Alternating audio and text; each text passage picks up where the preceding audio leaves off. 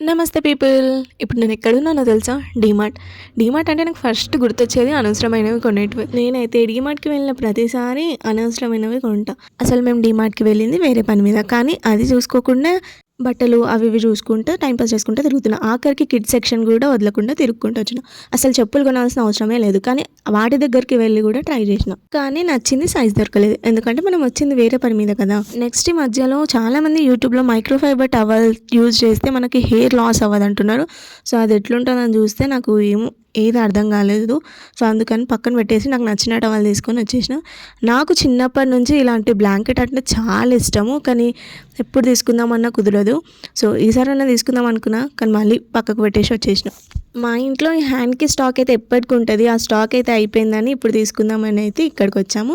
అది తీసుకొని time pass చేయడం అంటే ఎక్కువ కదా! సో, ఆ నెక్ పిల్లో ఏదో అని ట్రై చేసిన. క్వాలిటీ అంత బాలేదని పక్కకు పెట్టిన. నెక్స్ట్ అదంతా టైమ్ పాస్ చేసుకుంటా కిందికొచ్చేసినాము. ఇప్పుడు అస్సలైన కావాల్సిన సరుకులు అయితే స్టార్ట్ చేసినాము. ఇక్కడ కూడా తీసుకోలే.